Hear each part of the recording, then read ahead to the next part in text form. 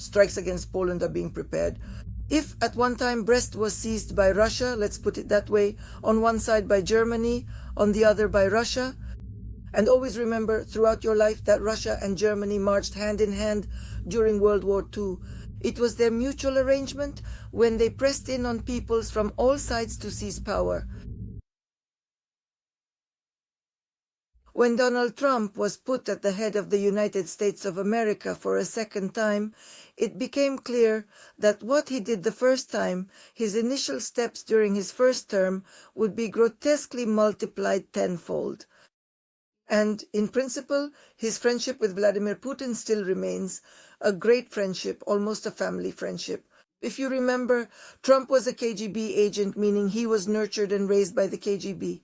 And Trump grew up on Russian money. If you think about it, or if you ever do, you'll realize that basically Trump's money, so to speak, has its roots in Russia, money that fled the country, various millions and millions of funds that were taken out of Russia, both in the 70s and in the 80s.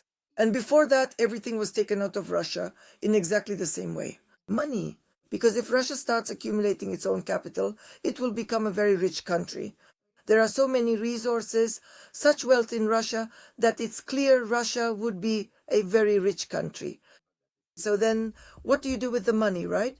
But it's not like they're going to spend it on the people. That's what our rulers think. And in principle, they're kind of right. Why spend it on the people when you can nurture monsters like Trump?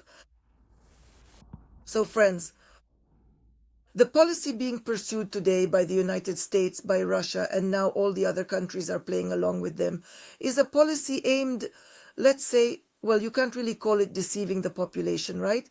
But it is, in essence, a calculated and insidious policy specifically aimed at deliberately and systematically misleading the general populace, all with the ultimate and undeniable objective to seize absolute power and subsequently, increasingly and relentlessly subject the people to their authoritarian will and control. We're told about artificial intelligence, that it's to blame for everything and so on. But in reality, it's not artificial intelligence, but the inability of government leaders to manage a large mass of people. That's the main reason. And from this stem basically all the other problems, friends, that exist in our world. If we look through the news, we see an Afghan refugee accused of shooting at U.S. National Guard soldiers near the White House had previously cooperated with the CIA. In other words, he's a CIA agent. What does cooperated mean? It means he's an agent. A CIA agent shoots at U.S. National Guard soldiers. Why? Because there was a power struggle within the country. The Supreme Court recognized the American legal entity of the Anti-Corruption Foundation as a terrorist organization. But that was to be expected. Anti-corruption fight. And why is it needed now in the United States, this fight against corruption? Well, it's absolutely not needed. Yes, you can understand that too, because corruption must flourish. Otherwise, how will the kind of state that's being built now be constructed?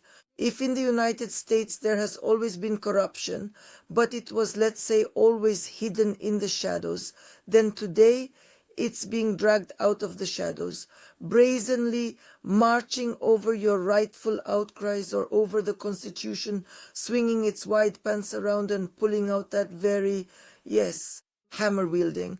That just reminded me of Mayakovsky. I think you all remember that from school.